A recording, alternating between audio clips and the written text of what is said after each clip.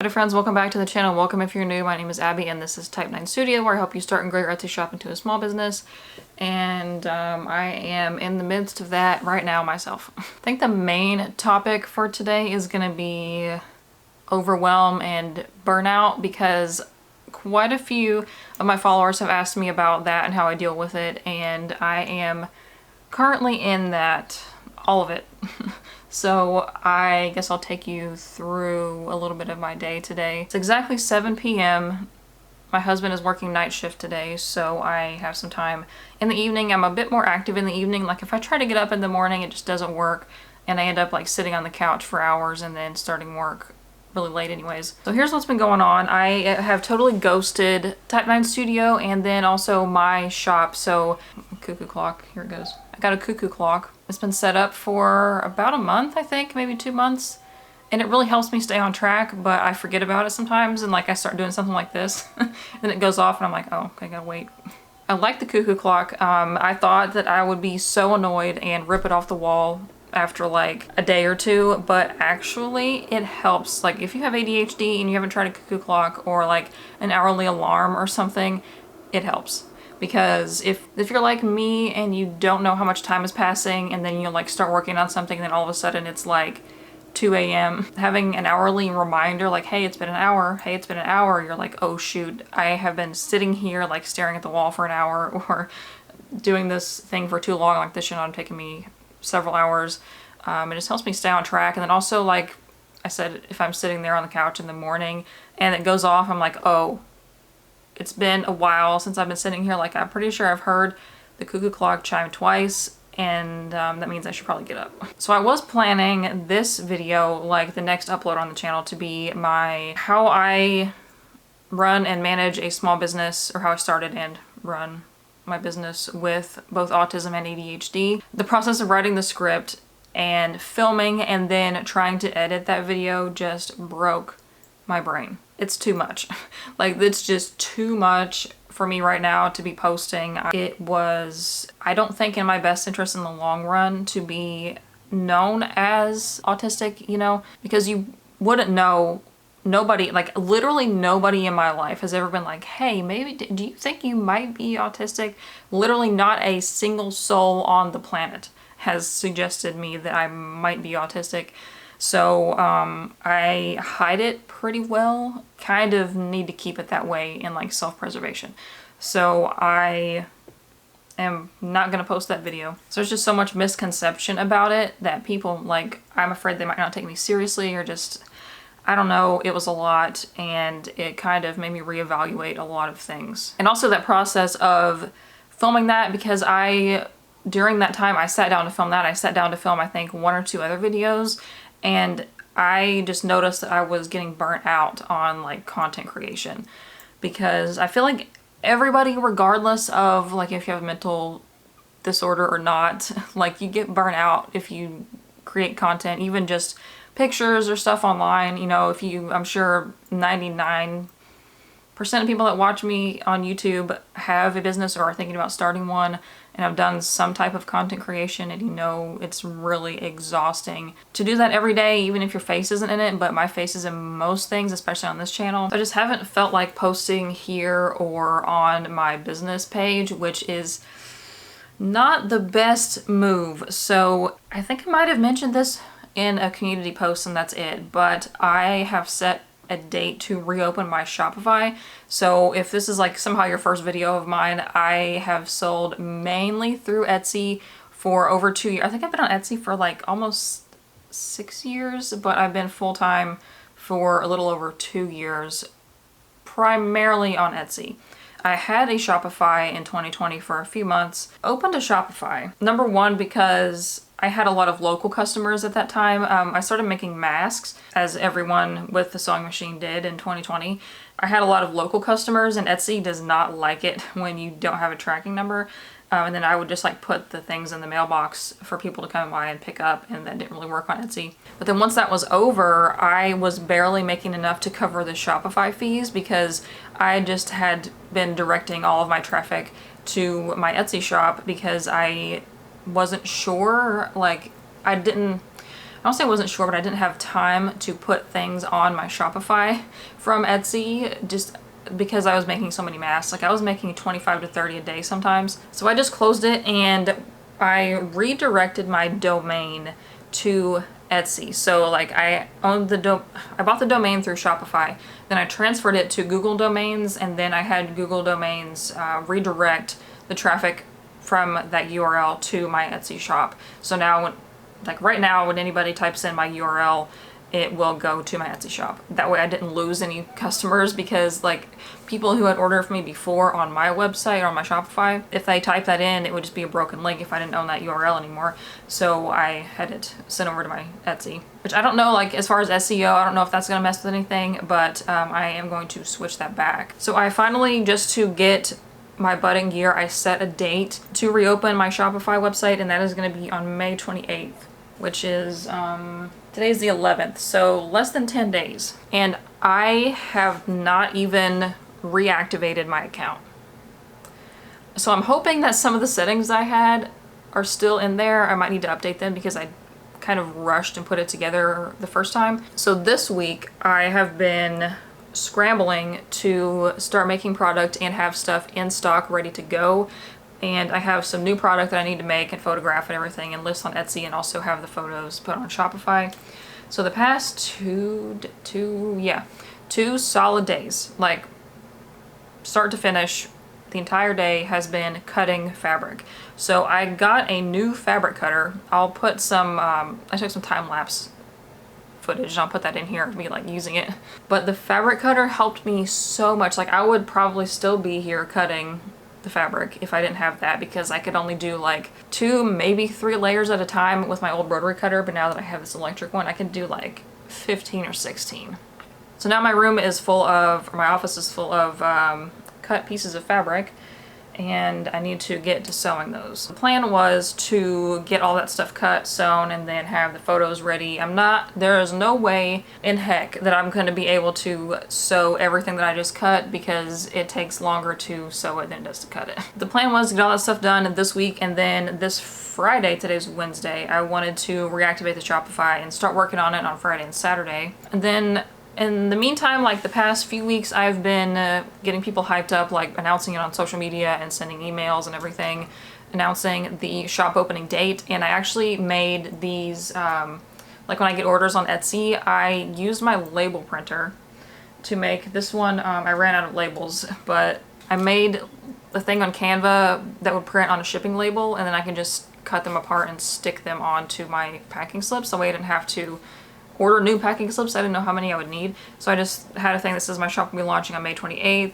I've signed up for my mailing list, or scan the code on the back of this card to be notified when the site is live and get sneak peeks, first dibs on sales, and more. So I just kind of like was pointing like, hey, I'm opening my website. You might want to check that out, if you want to reorder. I am not planning on leaving Etsy anytime soon, so don't worry about that if you came to my channel for Etsy tips. But then the past few days, I would say like the beginning of this week, I just was not wanting to post anything. I was just so focused on getting that fabric cut and getting everything ready.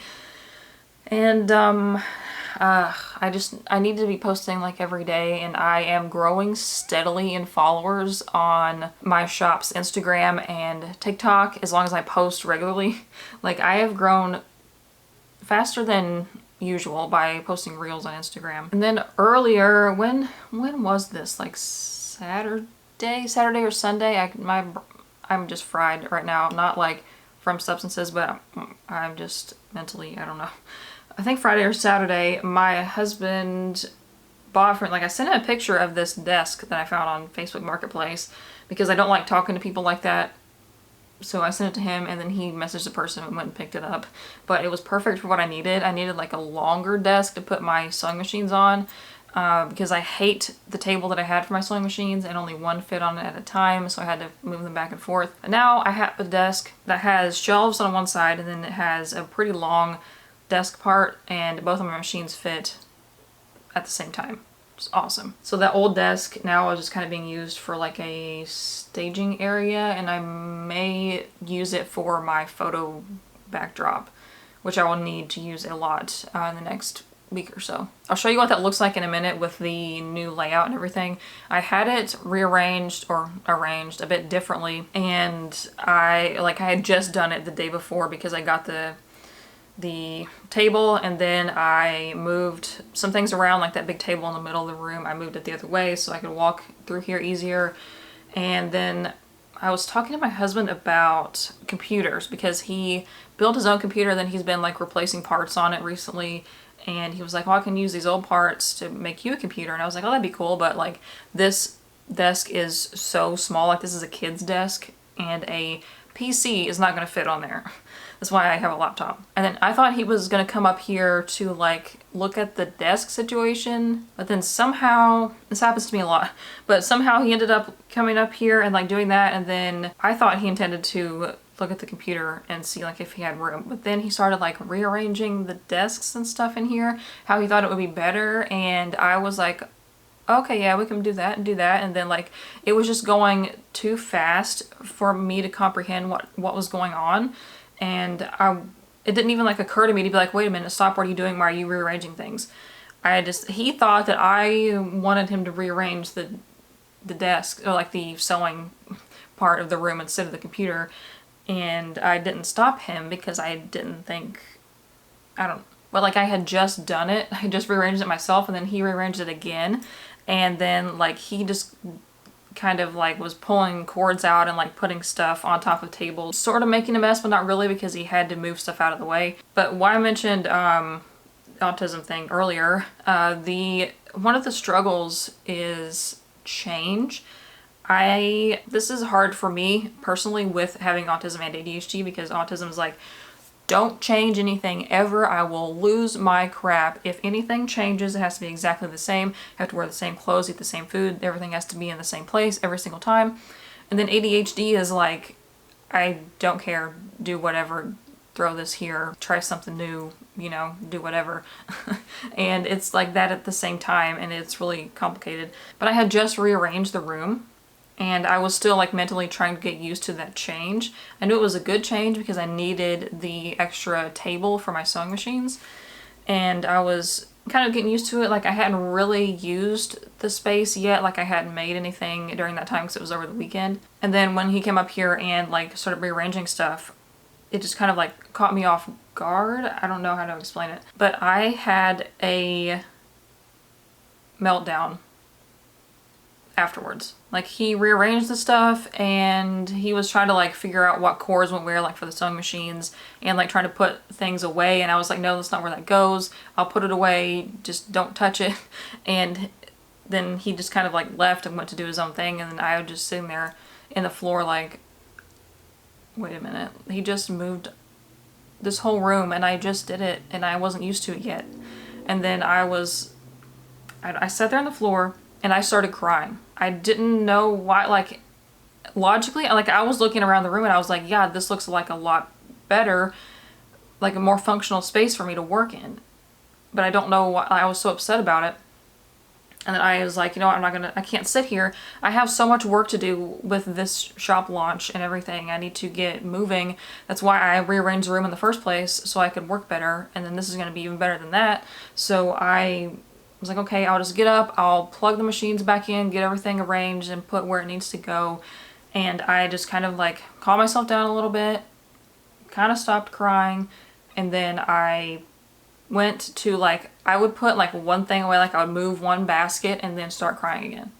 And then calm down, move like one or two more things, and then start crying again. I was like, what the heck? I pushed through that and got the room mostly like put back together where it needed to be. Like, everything was functional, my machines were plugged in, all that stuff. And I just went downstairs and sat on the couch, and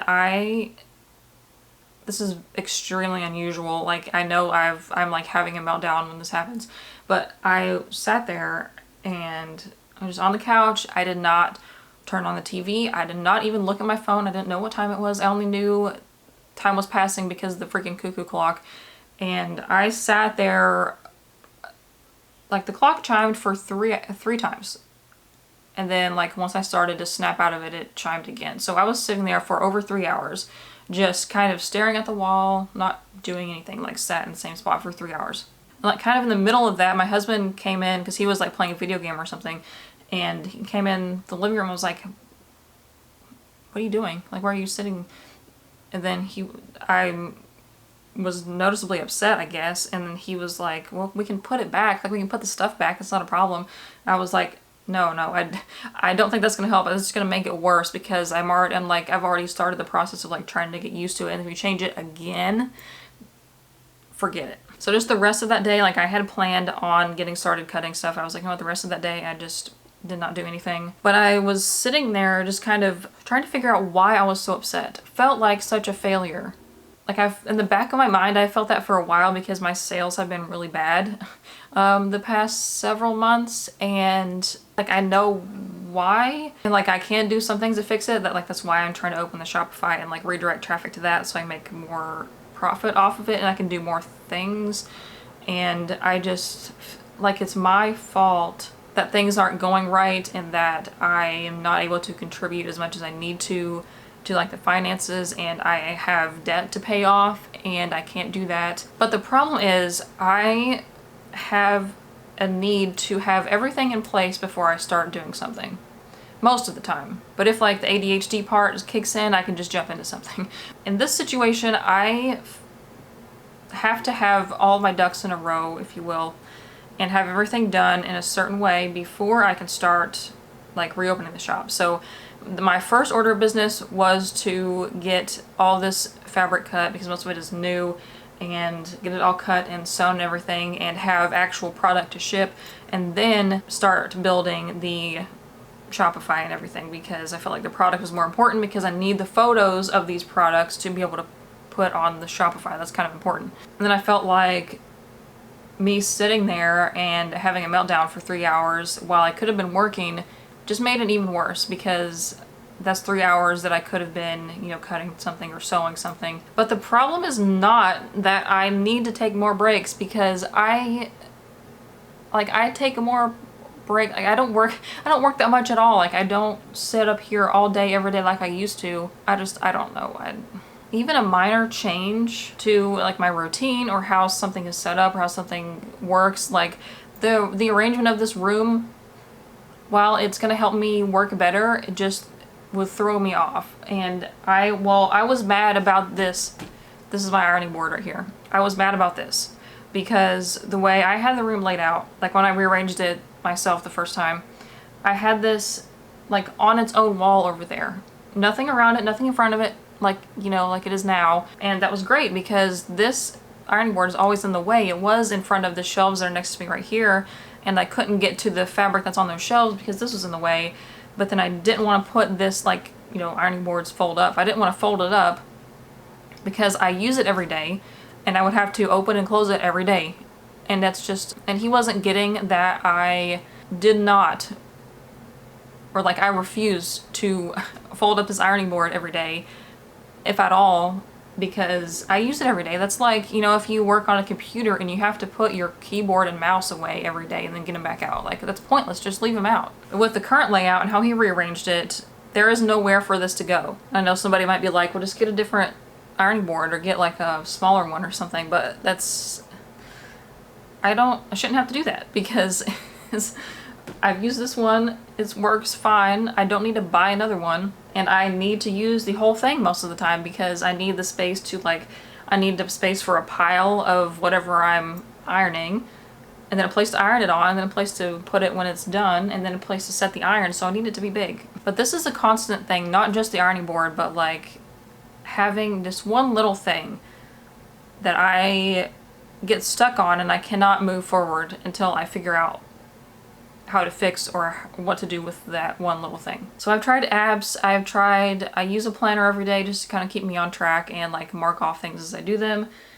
And I've tried apps that will help me prioritize things. I have prioritized things myself, and I have also been working with a coach as part of she approached me to do a potential partnership with the channel, and it's a startup company, and it's taken a little while for that to get going, but I was working with her as a coach for a while there. Nothing is going to fix that. Nothing is going to fix this problem, because a little piece of paper or like notes on a computer and email is not going to fix, like it's not going to stop me from getting stuck on one particular problem. Like you can tell me all day, don't worry about the ironing board or whatever it is.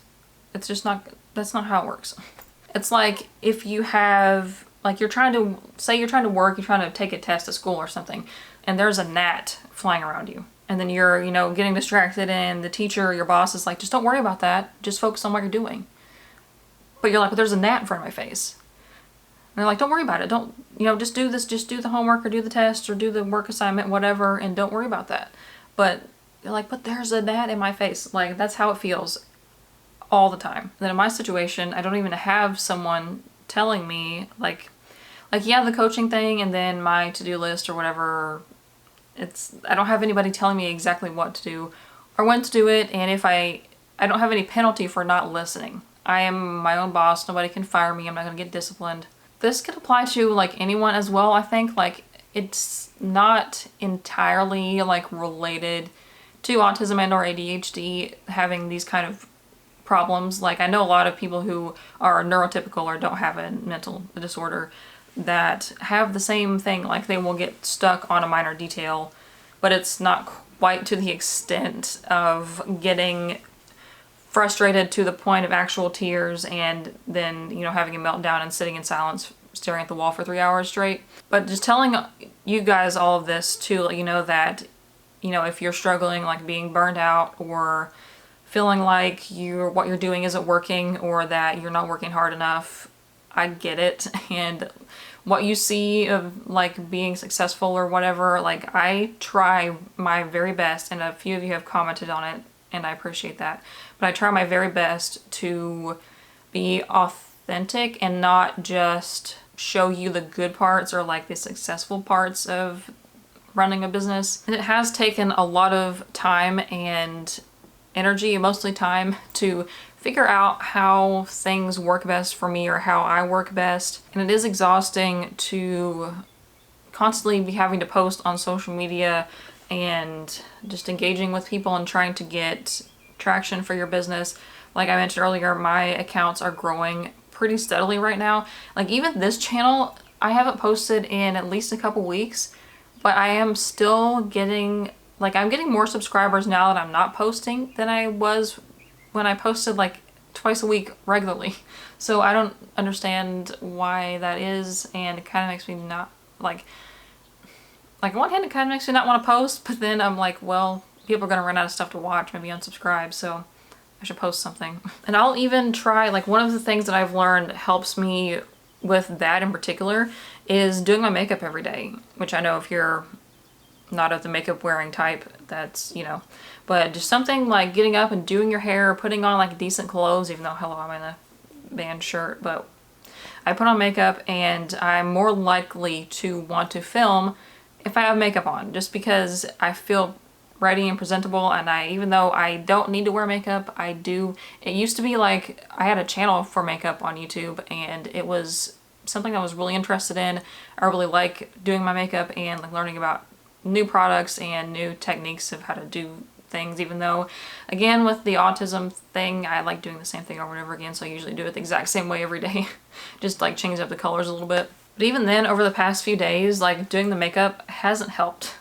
It might have been, so because of the constant growth on my Instagram and TikTok and things, like I've had some comments that aren't like necessarily mean, but they're like not like kind of confrontational, I guess. I don't know. But one of the symptoms of my many disorders, I guess, is the rejection sensitivity. And even if I think that someone is like not being overly positive or like, I don't know, like challenging me in some way, even if it's a valid question or whatever, it just kind of makes me really anxious it makes me anxious. I try my best to like just ignore comments that bother me, or like I will try to maybe respond to them. If it is a valid question, I will respond to it anyways, even if it does make me upset a little bit. Or like reading Etsy reviews, because even if somebody just leaves like a 4-star review, this makes me really anxious. Like, I don't know why. Like, a 4-star review is not bad. I mean, Etsy thinks it is, but in the reality, 4 stars is not bad, you know? And I'll just get to the point where I replay that, whatever they said, over and over and over again. And maybe that's why, like, maybe that happened and I just tried to forget about it. But I know I'm not alone in that. And of course, even if you don't have social deficits, you still experience that. Like, normal people will still be upset and hurt by negative comments. Like, even if they receive like one negative comment and then like thousands of positive ones. And I was reading something, it was a long time ago, but it said that we do that as like a danger instinct. If back in the hunter-gatherer days or whatever, you know, you'd be like walking through the forest and see all these trees, like the fruit and stuff you could eat, and then like, you know, friendly animals, and then all of a sudden you come up on a bear. Well, you're gonna remember being, you know, approached by a bear versus seeing squirrels and like berries or whatever. You know? Oh, speaking of animals, there's a bird on my roof out there. Hi, bird. Can't tell what kind it is. I don't know much about birds. I'm getting distracted big time. So my husband was like, you should put your desk in front of the window right there. And I was like, no, I shouldn't.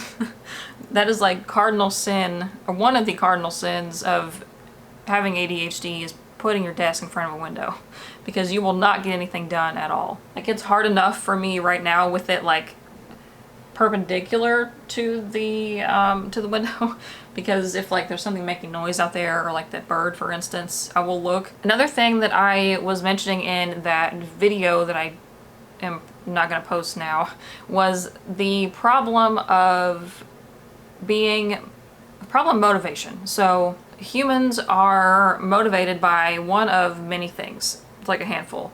So you're motivated by reward, punishment, urgency, necessity, and interest. I believe there might be more than that. Normal people without, you know, some kind of attention problem could be motivated by any one of those things to do things, you know? At least for me and most other people I know, like everyone in my family who has ADHD, we're only mainly motivated by interest, and then like the secondary one is like urgency. Like, my mom and I are the queens of doing things at the last minute. Like, prime example, my wedding dress. So we both wanted to make a formal dress at some point, and we both like sewing, and she likes designing things. She's more artsy than crafty, so I'm crafty, so I sewed the actual dress, and then she put the embellishments and things on it. I haven't shown that yet on the channel, so I'll put a picture up here if you're interested in what the dress looked like. But I made the base of the dress myself. No pattern. I did it all on my own. I have a dress form, and I like did, you know, they do on Project Runway, and like put, you know, drew the lines and cut out all the fabric and sewed it together and then fitted it and everything. And that took a while. And then she put the lace, like the embroidery part, and there's beading on there as well. And the dress was finished at like 6 or 7 a.m. the morning of my wedding, which was at like, I think it was 2 p.m. I could be wrong, I can't remember what time it was. But somehow miraculously it was finished by the time the wedding actually was, and I was able to wear it. So people with ADHD often have, I think everybody with ADHD actually, maybe, I've never heard of anybody that doesn't, but you have like the hyper-focus thing where you will focus on one thing for hours, sometimes days at a time, and rarely eat or sleep or drink or go to the bathroom because you're so focused on what you're doing. It's not, you can't always pick what you hyper-focus on, which is the annoying part. Like, you might get hyper-focused on something that is irrelevant to what you need to be doing. That happens to me a lot with my business. I'll hyper-focus on something that is just not, like, it's not what I need to be doing at that moment. Or there are better uses of my time, so I could be spending 8 hours doing, you know, sewing things or designing my Shopify website instead of spending 8 hours organizing something that I'm not even going to use. So because I'm not motivated by reward or punishment necessarily, it makes it hard for like business operations. Because, you know, being motivated by reward, like, okay, you know, if I post on social media every day and I get all these followers, and then I like have a video of something that goes viral, then I'll get a lot of sales, make a lot of money, you know, reach my sales goals. Then if I don't do that, I could, you know, not make any money and not make any sales, and then my husband has to cover most of the bills. But that is not what motivates me to get things done with the business. So that's why I have to set arbitrary deadlines. Like, nobody is gonna care. My followers, like previous customers, don't give a hoot what day I pick to open my Shopify. They don't care even if I do. Like, they would probably still buy from me if I just stayed on Etsy forever. But I have to do that. I have to set an arbitrary date to give myself that urgency. And like, hey, you have a deadline coming up, you need to get working on this, you need to do this, you know, deadline's coming up. Like I said earlier in the video that it's 10 days away, and I was like, holy crap. That's not a lot of time. There's not a whole lot that I can do to create false interest in something, because I think urgency trumps that most of the time. Oh my gosh, the cuckoo clock. I've been filming for an hour because the cuckoo clock is going off again. So on my agenda for this week, I was going to take Monday and Tuesday to cut and sew the fabric, but so far I've only cut it and I need to start sewing it today. And then today I was going to do the photo shoot for all the new product that I need to list. And also I have some things in my Etsy shop that I did not do very good photos of the first time, but I haven't fixed them. So I'm going to do that while I'm at it. And I have all of this stuff to cut. Like, I even have stuff that I already have photos of that I'm going to make again and just update the photos a little bit. And then this is what took me so much time last week, because I needed to redo my inventory spreadsheet and make sure it was up to date. And I also included raw materials, so I counted, or at least estimated, how much fabric I had of each different print and color and whatever. So that way I knew, and I didn't have to come in here and look. Like, if I needed to restock something, I didn't want to be like, okay, I need to look and like count and unroll this entire thing to see if I have enough to make this order or whatever. So I just keep a spreadsheet. And that way, if I'm like out and about, or if I'm on vacation or something and somebody messages me, I can be like, yeah, I can make this thing for you. I have enough fabric for it. I don't have to wait until I get home and count, or just tell them yes and hope I actually have it, you know. So the problem when I had my Shopify before was maintaining the inventory between Shopify and Etsy, because I only have a finite amount of things to sell, and I don't want to oversell, because like if I sell one on Etsy and then I sell one on Shopify, and then I only have like one left, do I put it on Etsy? Do I put it on Shopify? What do I do with it? So I have been looking for a way to do that automatically. So like, say I have 3 of something and I have them in stock on both platforms, I want it to automatically update. Like, so if I sell, say if I sell 2 of this thing on Etsy, I only have 1 left. I want it to show on Etsy and Shopify, but if somebody buys the last one, I want it to be taken off. Basically, I want the inventory to be synced. And I thought that ShipStation did that, but it doesn't quite work that way. So you have to load inventory into ShipStation yourself. It will take the SKUs and the product description and everything, or the product name, like into it when you get an order. But otherwise you have to upload your inventory and your counts and everything to ShipStation. But then as you sell, it will deduct the inventory. So if I had those 3 things and I sold 1, it would say I have 2 left, which is good. But it won't update the inventory on the platform. So it won't register that. And like, so if I sell it on Shopify, it won't register that with Etsy. It doesn't take inventory away from your platform. So I have found a few alternatives, or like a few options that will do that, but they are so expensive. The cheapest one I think was $29, which is what Shopify costs. So it would cost me $60 plus whatever add-ons that I have for Shopify. So I have settled on doing it myself with a spreadsheet. And then I do that, well, I do this anyways. So I will write down my products that I need to make for the day for the orders, and then I will go back in and take them out of my inventory spreadsheet after I'm done. But then now this is going to be an extra step to take them out of the opposite platform. I don't want to end up like overselling something, which has never happened to me up to this point, knock on wood. So if you have any suggestions for this, or if you have an app that works for you, or a program that works, I've looked at Crafty Base, and then there's a few different apps in the Shopify marketplace that say they'll do this, but they're just all so expensive. Like, okay, I understand that you need to make money off of your software, but like, but Crafty Base is interesting because it's supposedly, I haven't used it myself, so take this as you will, go look it up if you want to try to use it, but it supposedly will track your material inventory, and then like for each item, you can set up a recipe for that item, and then it will deduct that from your material inventory when you sell an item. So that sounds really interesting, but it just costs money, and I'm like, Here's the new office layout. So I used to have this table back there. This table is new. This one was out in the middle of the floor. It was this way. Yeah, it was turned this way, but it was kind of scooted out a bit. And then this shelf was on that wall, and then I just scooted that one down, or my husband scooted it down, and then put that one there. And then all of this stuff has stayed the same, and the ironing board. This is where I have stacked all of the stuff that I have cut. There is stuff in all of these baskets.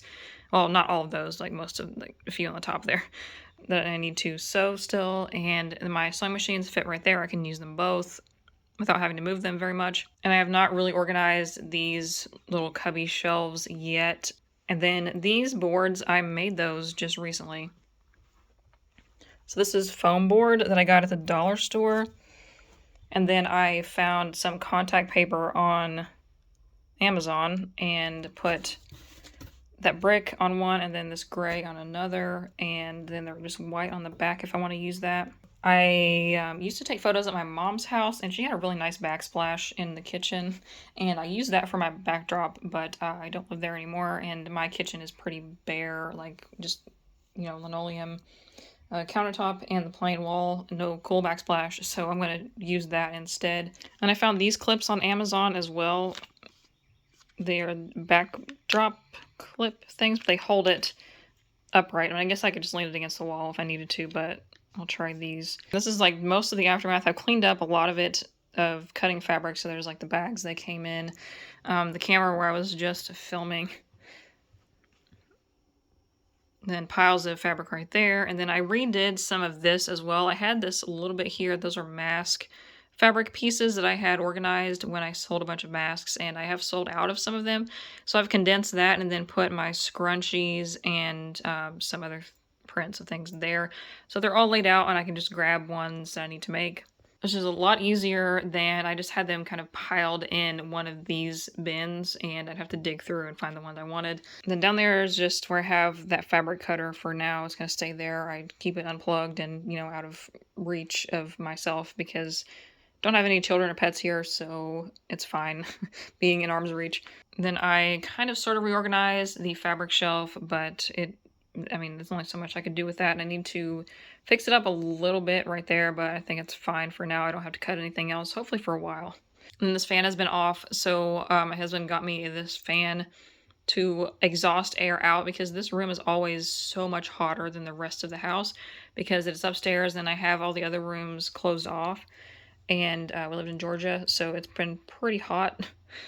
So this pulls air out, but I have it off because it's kind of loud, and it's not too bad right now. It's, as you can see, the sun went down. But that made a tremendous difference. Like within a few minutes, it was noticeably like at least 3 or 4 degrees cooler in here with that fan blowing the hot air out. So highly recommend if you have an upstairs office or something, upstairs bedroom, and it's really hot up there. I should be back to posting regular Etsy content, or at least semi-regular, on this channel again soon. This has been kicking my butt. So if you've somehow stuck around to the end of this video and you are not subscribed to me, or you haven't watched my other videos, you might want to do that. I have a lot of videos about Etsy and running a small business on this channel, and I am gonna post more. I also have an Instagram. I have a Ko-Fi account where you can buy me a coffee if you would like to leave a tip, or I have shop reviews on my Ko-Fi shop page as well.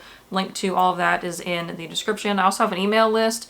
If you sign up for that, you get a free download of a new Etsy shop checklist. That's it for me today. I will see you in the next one and in the comments. Bye.